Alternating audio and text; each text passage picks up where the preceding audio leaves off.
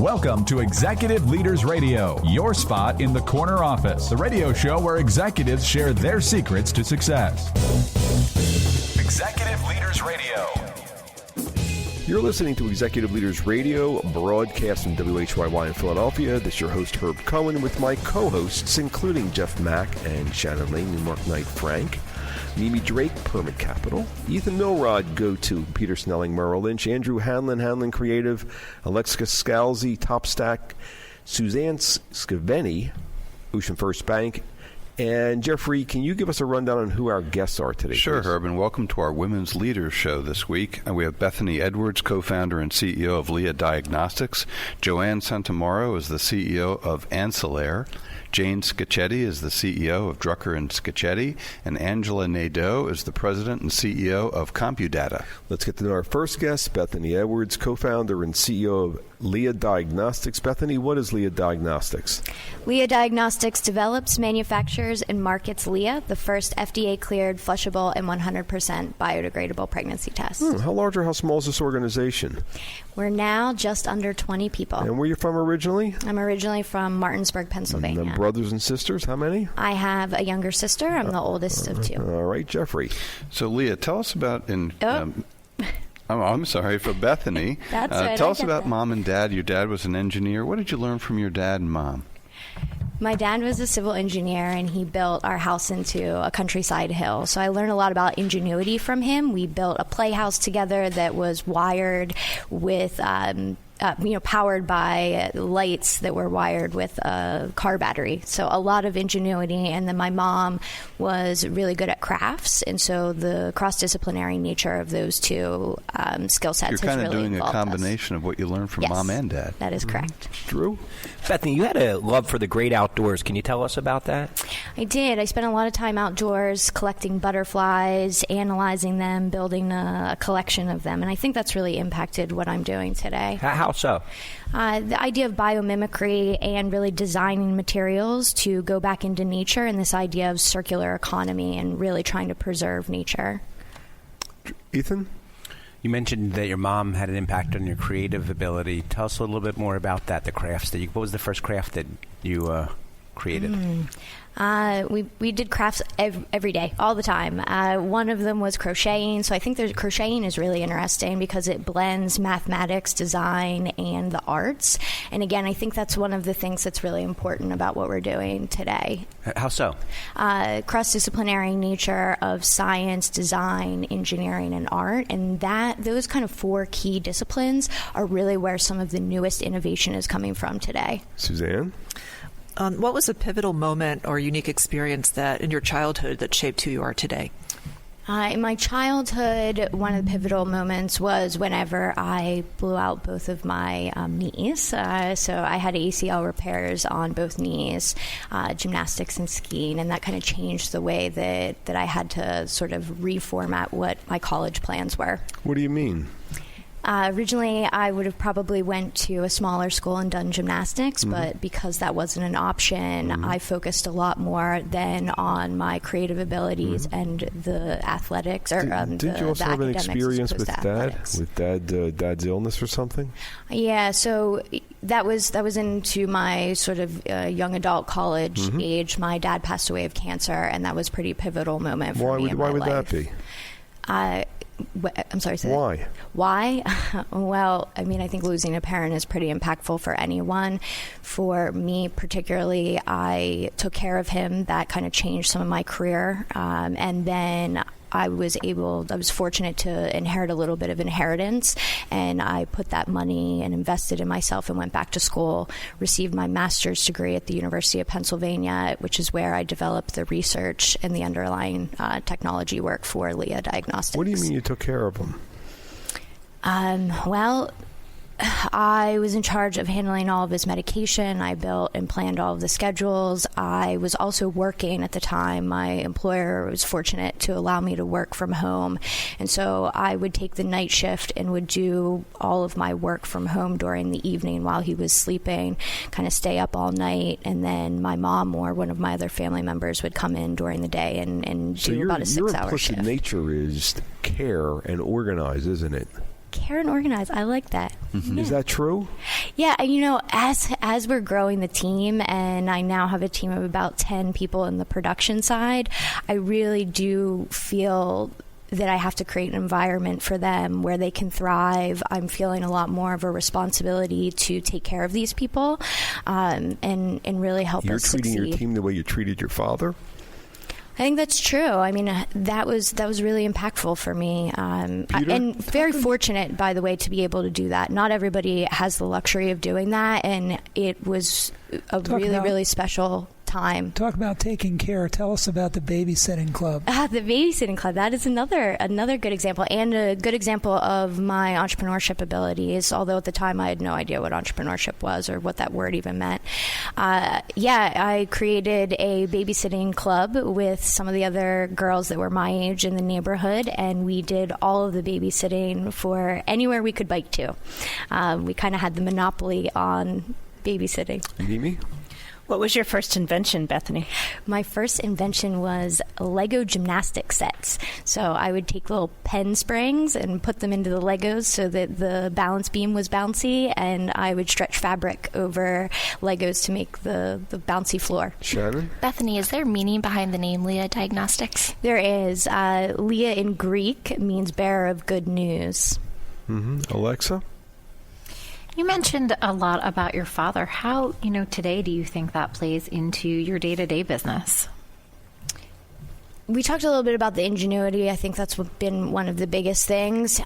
Building, and he designed and built our house into a countryside hill. I mean, that takes a lot of work. It was him and my mom and my mom's family and his family did it completely from scratch.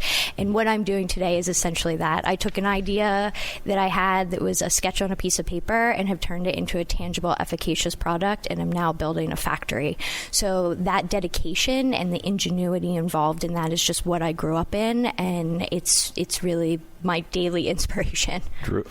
Bethany, you could have developed anything. Why did you decide to do something that was focused on women?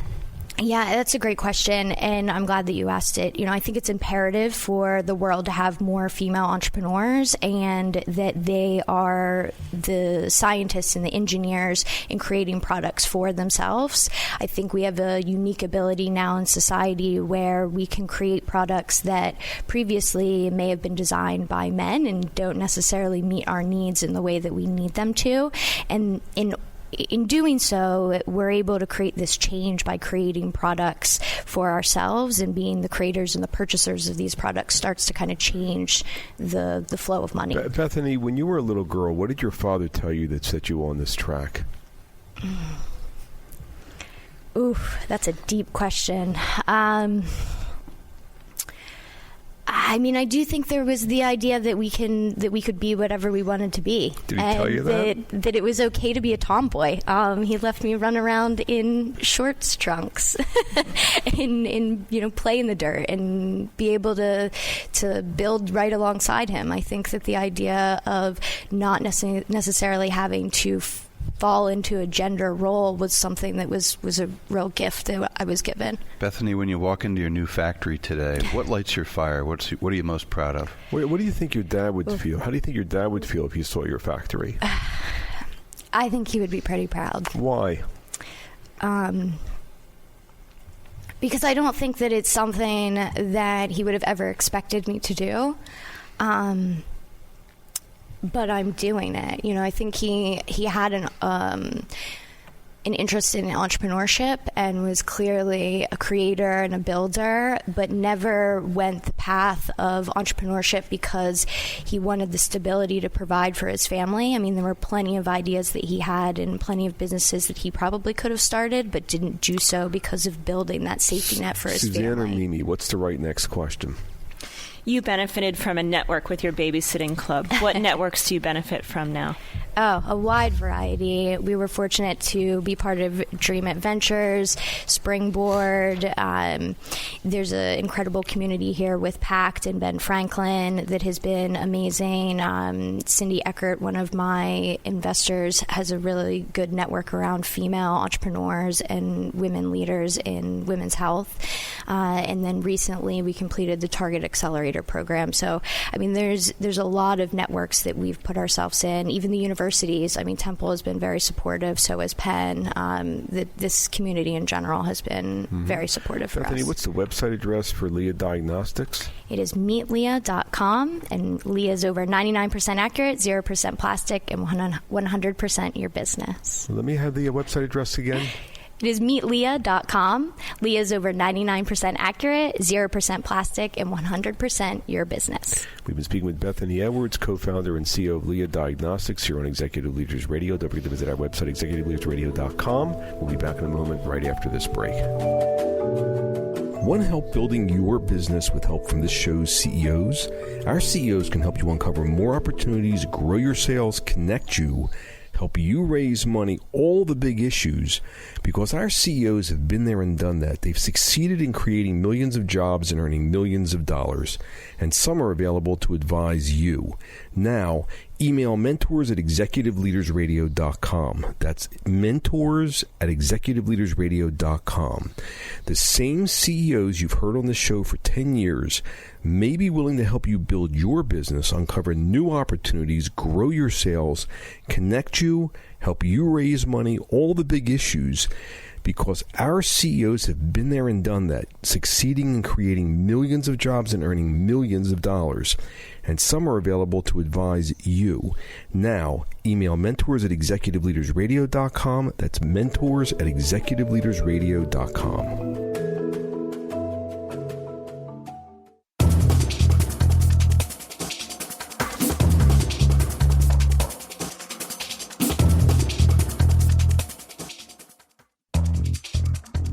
We're back. You're listening to Executive Leaders Radio. This is your host, Herb Cohen. We'd like to introduce Joanne Santomauro, who's CEO of an organization known as Ancillare. Joanne, what is Ancillare, and how large or how small are you guys? Ancillare manages the clinical supply chain globally for pharmaceutical organizations. We are 150 strong worldwide. Wow. How'd you get a job with this company? I founded the company. Oh. How young or how old were you when you started this business?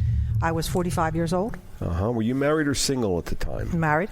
Did you have any kids? One boy. Didn't you realize that most businesses fail? That wasn't an option for me. What are you talking about? I grew up in an Italian family. My father we could never quit. We had to continue no matter how hard it was. Persevere, struggle, be humble, continue. Okay, who's got the next question? Joanne, how young were you when you started making money? I was 12 years old. Started working at a company called S&H Green Stamps. And what were you doing there? I was a clerk. Well, actually, what were you hired to do? I was hired to be a clerk, attend to customers. And what ended up happening? What I ended up doing, believe it or not, was they had to pick orders. Customers would come in, stand in line. We had to pick orders. I developed something to quickly move the customers along the chain because they would get very angry because they had all these green stamps and they wanted to turn them in, but it took forever to get So supply chain in a way. It was supply chain, believe it or not, yes. How young were you when you did that? 12.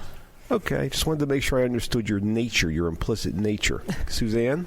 Where did you get your strength? Were there female role models in your early childhood? No, there wasn't. My mother was very subservient to my father, being from an Italian background. My father was the strong leader of the family. I just picked it up on my own because I rebelled often. I didn't like the fact that I couldn't play sports. I couldn't go to college. I had to stay home and take care of the family while my parents worked. That bothered me. So, Joanne, in the green room, you were telling us about going to visit your grandparents when you did. What do you remember about how they lived and what their neighborhood was like in their home? My father came from a very humble background. We visited my grandparents weekly on the weekend, every week, every Saturday and Sunday.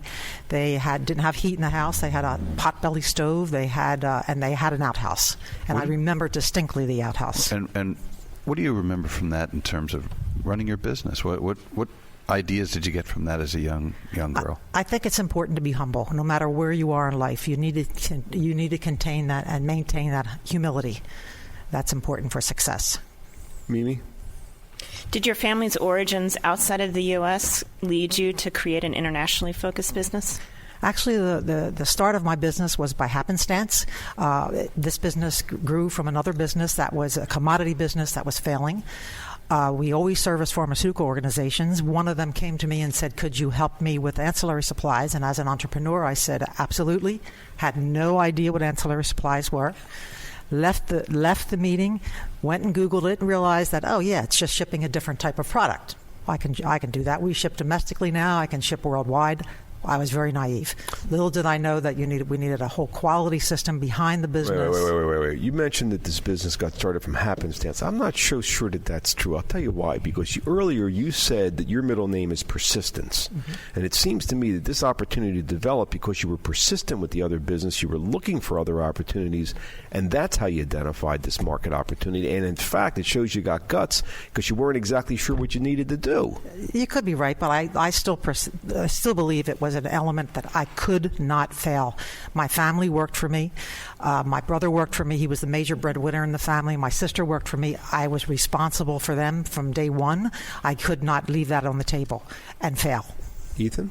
Joanne, you mentioned earlier in the green room that when you were younger, you were a rebellious one. Can you share a little bit with the listening audience about that? I hated the fact that I couldn't play sports. I hated that my brother was a sports king. Everything surrounded my brother. He played pro ball. I couldn't do that. I would run on the weekends by myself, go to the track so my father wouldn't find out. I would play tennis by myself and would lie where I was going. Do you think that being a woman leader and a business owner is part of that rebellion? I believe so, yes. How especially so? In the market that I'm in. How so? I think that there's not a lot of women in supply chain, especially. There's not a lot of women in pharmaceutical support organizations. And I think I'm one of the few. Joanne, I find your story fascinating. Your upbringing compared, we had your son on here, Jonathan, and the one thing I remember him talking a lot about is how he loved hanging out with you and your husband and how you were really his idols. And I'm just interested, how did you create that culture at home? I think that there were several things about my family that I loved, but there were several things that I didn't.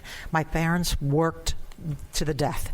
And I think that I promised myself that if I ever had children, that I would never do that. I would spend time with them, that I would nurture them.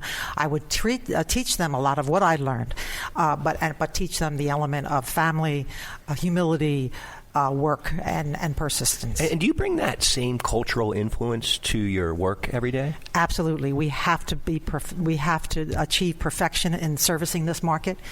Patients are at the end of our line, so that we have to be sure that what we do is right and perfect for the supply chain. Suzanne, Mimi, what were you thinking?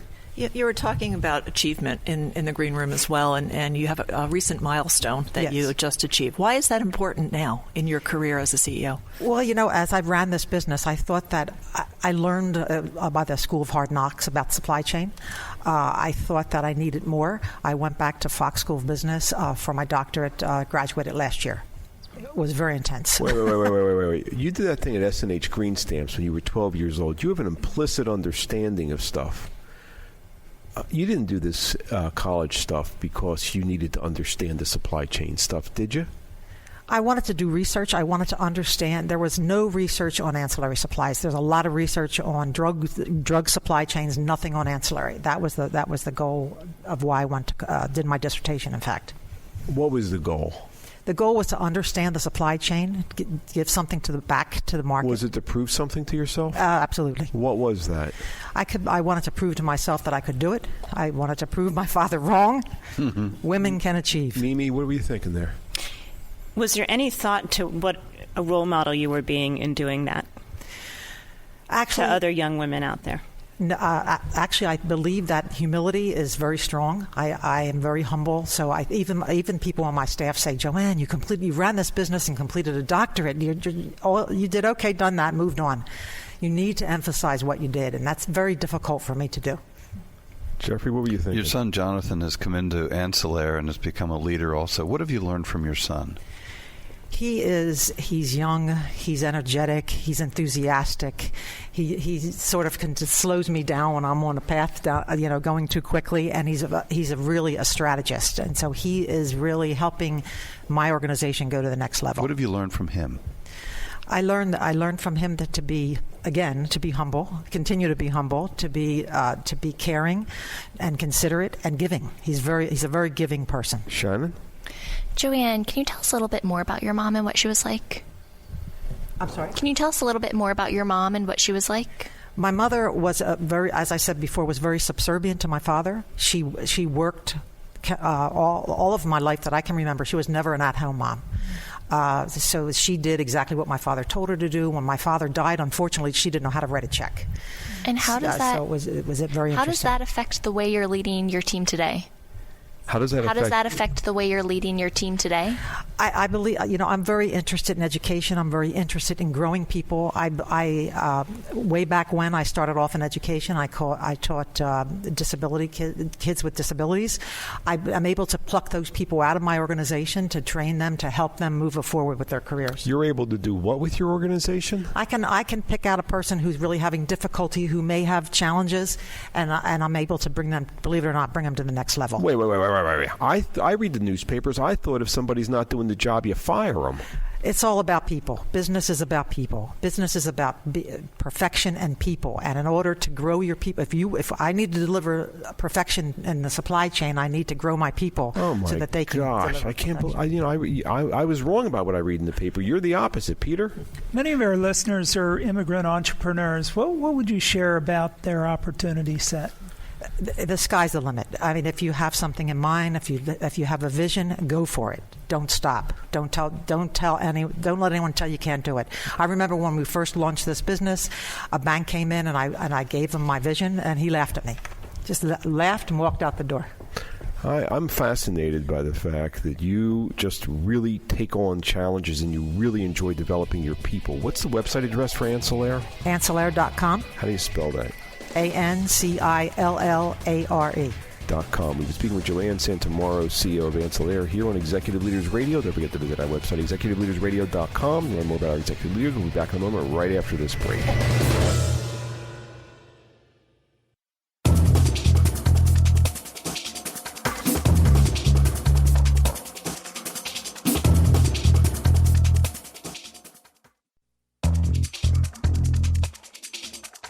We're back. You're listening to Executive Leaders Radio. This is your host, Herb Cohen. We'd like to introduce Jane Scaccetti, who's the CEO of Drucker Scaccetti. Jane, what is Drucker Scaccetti? Drucker Scaccetti is a tax consulting firm it's a boutique consulting firm for high net worth individuals and entrepreneurs. Mm-hmm. How large or how small is this firm? We're just shy of 100 people right now, about 80 plus professionals. Uh-huh. Where are you from originally? I'm from Philadelphia. What part of Philadelphia? South Philadelphia. Is that a fancy dancy neighborhood? It's a very fancy neighborhood. Yeah, tell us what it was like back then. South Philadelphia was a community. You knew all your neighbors, and even though it was a city and it was very urban, you still had a community of people that you knew, and you could walk outside and you knew everyone by name. Mm-hmm. These are row houses. Yes. Mm-hmm. Jeffrey? So, Jane, I know you've served on a number of public company boards. How many boards have you been involved with in your career? Public companies are 6. I sit currently on 2 public company boards and a few large not-for-profit. And your first job was working in your grandparents' store in South Philadelphia. It was. I stacked shelves, and I had to label each of the items with a black pen to say how much they were costing. What did you learn, Jane, in that environment to help you run your company and serve other companies? So I think I learned 2 things that are very different. One, I learned about margins. So if you took a box and you bought 100 things and they cost you $100, you couldn't sell them for $1 each, or you'd never make money. So I learned that very early on. There was that markup. But I also learned that families are very different. There were a lot of people who came in who would buy food for the week, and they couldn't pay you immediately, and sometimes they would have to pay you over a period of time. They were called trust, right? They'd say, hey, I'm a trust customer. Can you put it on the wall? Which meant that you took the receipt and you put it on the wall, and that was the only record. And they would come at the payday to pay it off. Did that often work or not work? It did work. It did work. My recollection is, there were a couple where they would get little yellow. That paper would sit there for a long time, but people really honored their debts, and they also understood that they couldn't continue forever getting food if they couldn't afford it, but it was for food. Jane, you talked about the grocery store, and can you talk about the female role models in your life and how that shaped you? My grandmother, who started the grocery store, she was married twice. Her first husband died. She had six or seven children at that time, and then she married my grandfather. In between, she started the grocery store. And she died when I was very, very young, but her stories lived on, and they were inspiring. And sometimes I think they got bigger and bigger as years went on. But it was her just saying, this is what I need to do, and becoming very entrepreneurial. And this was in the 30s. Women didn't own stores then. Mm-hmm. How do you carry that forward in your leadership now? I think I carry that forward in just knowing that women can be leaders. Even though that sounds like such a simple statement, I think so many times women will abdicate or lean back instead of leaning in. And if you grow up knowing that your grandmother did this, right? She spoke 2 or 3 languages. She was a woman of substance. You know that women can have that substance. So in my mind, there was never a doubt that I could achieve something if I wanted to. Mm-hmm. Alexa? You talk a lot about the lessons that you learned from the grocery store. How young were you when you left the grocery store for your next job? So I think I was 16 when I finally got working papers. I don't think I was 15. And I worked at Strawbridge & Clothier, which was a department store here in the city, a family-owned department store. And how did those lessons influence what you do today? So when I started college, I started working at Strawbridge & Clothier in the sales audit and statistical department. And after 1 year, I ran out of money. So I started working in sales audit and statistical full-time so that I could make money to go back to school. And during that time, I worked a lot on Saturdays. And one of the leaders there, Stephen Strawbridge, I would bring him the flash numbers weekly, and he would ask me about them, which really made me start to understand that those numbers had meaning and that meaning was how you run a business. And I really think that influenced me. Mm-hmm. Wasn't that what you do for your clients? Help them understand their numbers, gather the numbers, and help them understand where they're pointing? It's a huge part of what you do. If you think about your financial situation, very few people know how much money you make or how much money you have or how much debt you have. But you share that with your financial advisors, and we're tax advisors. We see tax as an integral part of you increasing and sustaining your net worth. So you have to relate to what they're saying, and they have to trust you that you will have their best interest at heart. We don't sell product. We're there as advisors. Mimi? Jane, you have a really busy full-time job. Why do you bother serving on these other boards? There's a part of me that really enjoys the different challenge of what board service brings. When you sit on a board, you're not an advisor, you're not the employee, you really are at a governance level. You are the trusted fiduciary for the shareholders and in many respects also the employees and the vendors of that business. So you take on a different kind of role. It is much more strategic, which is much more appealing to me. I love being able to merge that execution with strategic initiatives and have that vision, looking at things 3D, not linear. So I just find it very rewarding. Peter? What did learning about trust in the grocery store mean to what you're doing now? How important? I guess it's a huge part. It's a part about trust, right, that human beings will do the right thing, but it's also about the fact that there are people that don't have all the resources. And so how can you help them? How can you grow that? That's an important part of what we should do, and I think it's what is fulfilling. And when you're fulfilled, I think it makes for a happier life. Shannon? Jane, who is someone outside of your immediate family that you looked up to as a kid? I think they were other neighbors in our neighborhood, people who worked really, really hard, people who cared about me, even though I wasn't their child. I remember so many times fathers or mothers saying, hey, we'll walk you home. I don't want you to go home alone. Or saying, my mom was very ill from when I was very young and many times couldn't cook dinner or anything. And neighbors did. And they just cared about one another. And I think the fact that people care about other people really drove home what I do today. And in the green room, you also mentioned your grandmother had a big influence on you? Yeah. Well, again, my grandmother's stories had a big influence on me. I was so young. I don't remember when she died. I was very, very little. But I would hear the stories about how she spoke multiple languages. She was not Catholic, and we were an Italian family growing up in South Philadelphia, and not being Catholic was very different. But she would talk to the priests and talk about her version of faith. And how do those stories influence the way you run your business today? You don't have to follow a prescriptive expectation of what you'll do or how you will be. Instead, you forge your own way. And if you think something's right, you do it. Jane, your grandmother wasn't Catholic but was talking to the priest about her own version. So she was inventing herself. She had invented herself. She was. She was an entrepreneur. What came through the bloodline from your grandmother to you? I think that philosophy that if you believe in something, you can explain it to someone else. It's open-mindedness. It's not just assuming that you have to follow a path that someone believes you should follow. And it's also not being linear. And that, when I think back on the stories that she was bilingual, actually spoke 3 languages, that she just broadened her horizons, and she in a time when she didn't have to. Mm-hmm. Drew? Jane, I just want to go back to South Philadelphia for a second. You talk about the community, obviously Rocky Balboa, South Philly guy.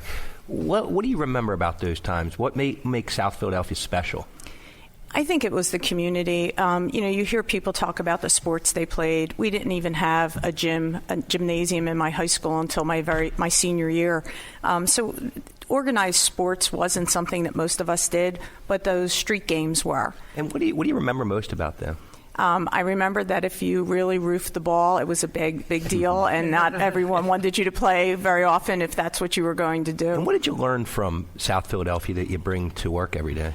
So one of the things is the art of negotiation, because if you fought, I was in a family where when you fought, you came inside and you didn't get to go out for a couple of weeks. So you figured out how not to fight and still get your way, and that's really the art of negotiation. And I'm imagining you use that skill with your clients today? Of course, yeah. Jane, remind me your daughter's name.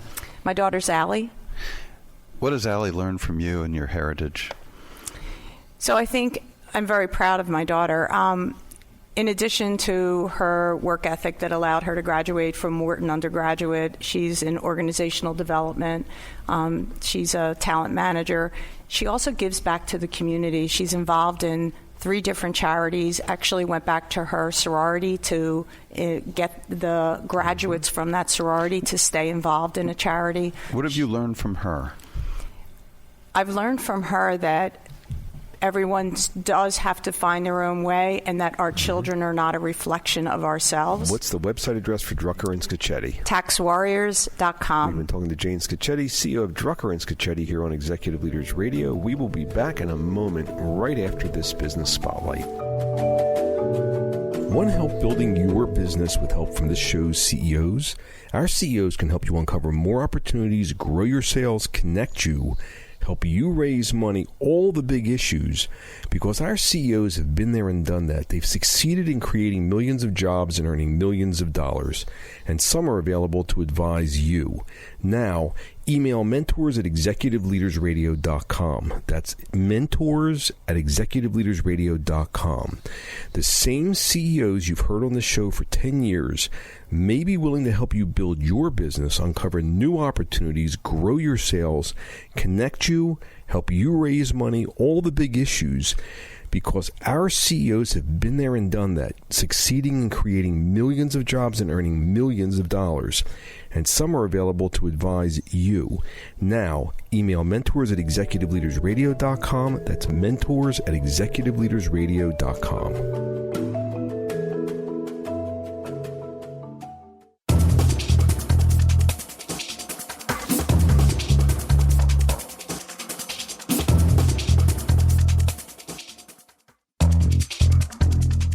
We're back. You're listening to Executive Leaders Radio. This is your host, Herb Cohen. We'd like to introduce Angela Nadeau, President and CEO of CompuData. Angela, what is CompuData? What are you guys doing?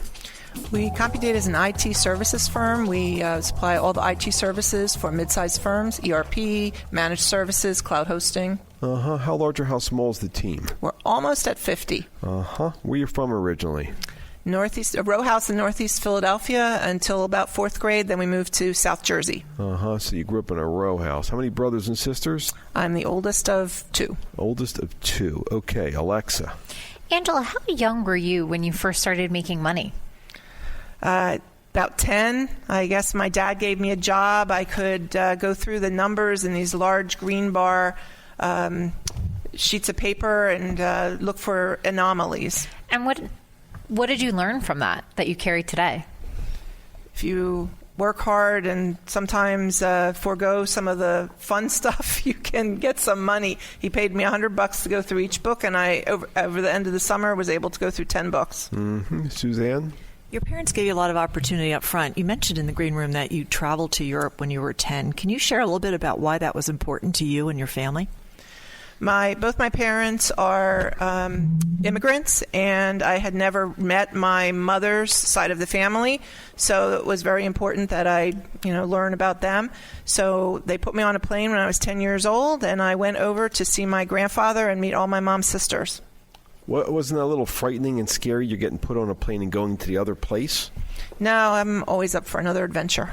Oh, my gosh. Jeffrey? So your father started CompuData, and you worked for your dad there. How did you become the CEO?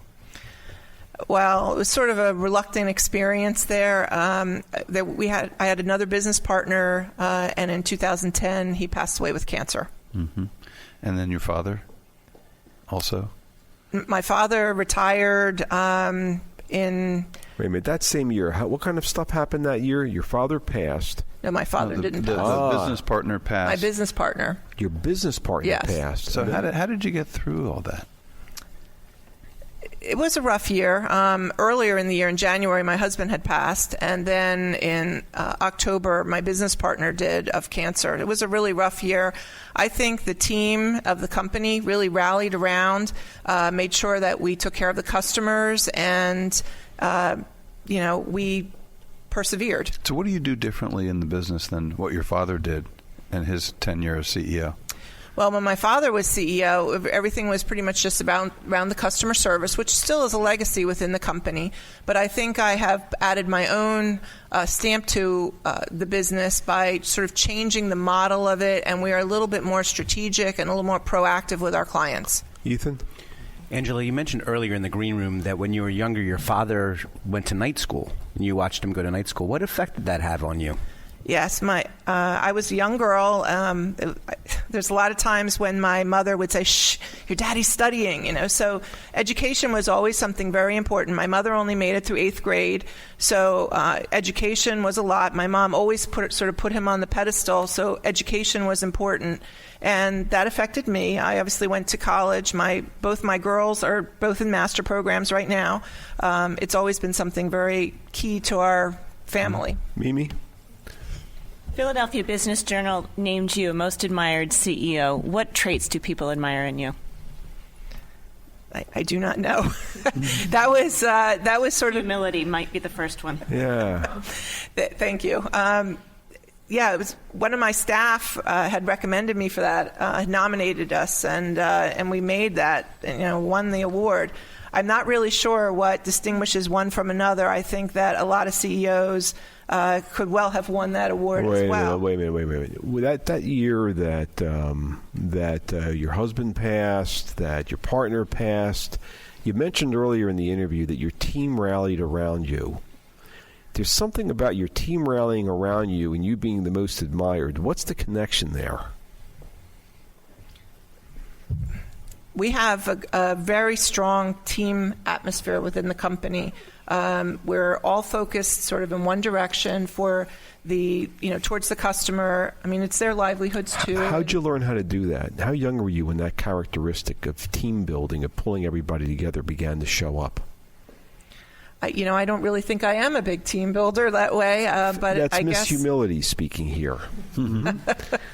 I guess when I was a kid, we used to do a lot of. I used to play a lot of make believe. We used to put on shows and things like that. We would bring people together to. How would you bring people together? How young were you? I don't know, maybe 10, 11. What were you doing? We would we had clotheslines back then. It was before the dryers, and we had sheets on the clotheslines, and you could make a stage set up there, and we would have shows, little musicals. We would sing and dance and, put on little skits. It was a lot of fun. Whose idea was it? Well, usually mine. Who pulled the other kids around it? It was me and my cousin. We would pull in all the other kids. What's that have to do with running a business? And what's that have to do with being the most admired CEO? And what's that have to do with the team pulling around you, considering the problems you had that year? I guess it's important to have a good team, but it's also important to remember to make a smile and have some fun. That's always important, to try to look a little bit outside the box. Everybody has something that happens to them, so you can't really always focus on the problem that you're having, because everybody has a problem. So the idea is, if you can come together, you can overcome whatever obstacle there is in front of you. Your middle name is Team Shannon. Angela, does the creativity that came out in those shows, do you see that today with what you're doing? Yeah, I try personally to think outside of the box, both internally for the business, how we're growing and different things that we're doing, as well as we try to help our clients think outside the box to help them grow and scale.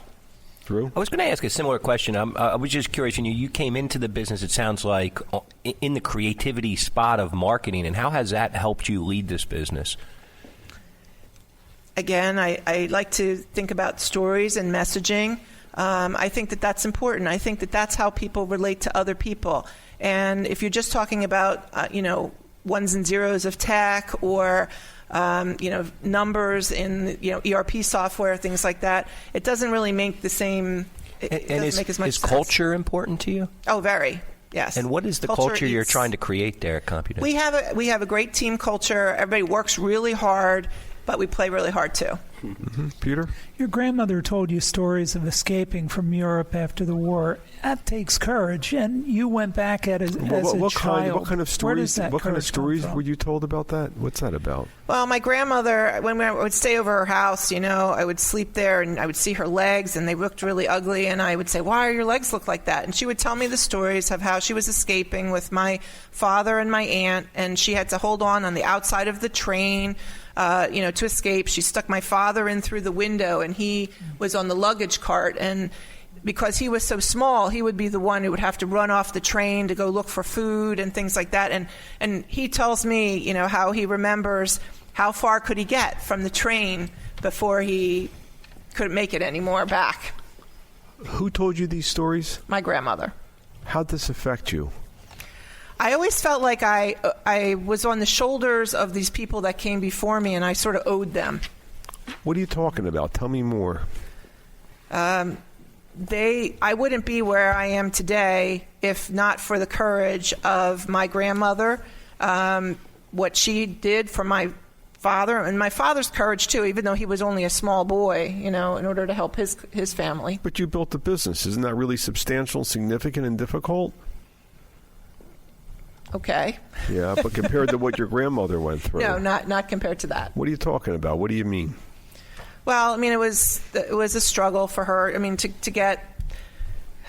They eventually got to America, and they started a new life. But it was very hard. You always worry about death. That's a whole different thing than worrying about not having enough money, make payroll or something. When your grandmother told you this stuff, did she tell you to scare you, or how was she telling you these stories? I don't think it was to scare me. I think it was just so I would know. Mm-hmm. And what did you learn from that stuff? To be strong. What's that have to do with building a business? You have to be strong when you're building a business. You have to take risks. Doesn't that mean firing people that don't do a job and, litigation and all that other stuff I read in the newspaper? Well, I suppose some of that is in there, but you're trying to build the team, to grow it. You have to take a lot of risks. Oh, that's right. You Sometimes do know how to build a team. Considering that year that you had where you had a couple of deaths and the team rallied around you, and the fact that you were nominated and won most admired, it sounds like you really do know how to build a team. You did learn. What's the website address of CompuData? It's CompuData.com. We've been speaking with Angela Nadeau, President and CEO of CompuData here on Executive Leaders Radio. And Jeff, can you give us a rundown on who else we've had the opportunity of hanging out with, please? What a great show, Herb. We had Bethany Edwards, co-founder and CEO of LIA Diagnostics, Joanne Santomauro, CEO of Ancillare, Jane Scaccetti, CEO of Drucker Scaccetti, and just now Angela Nadeau, President and CEO of CompuData. I would like to thank my co-hosts, including Jeff Mack and Shannon Lane, Newmark Knight Frank, Ethan Milrod, GoTo, Peter Snelling, Merrill Lynch, Andrew Hanlon Creative, Alexa Scalzi, Top Stack, Mimi Drake, Permit Capital, Suzanne Scaveni, Ocean First Bank for giving me a hand structuring the questions, hopefully providing our listening audience an educational and entertaining show. I'd like to thank our listening audience for listening. Otherwise, we wouldn't have a radio show. Don't forget to visit our website, executiveleadersradio.com, to learn more about our executive leaders, executiveleadersradio.com, to learn more about our executive leaders. Thank you for joining us today, and have a nice day. Bye-bye.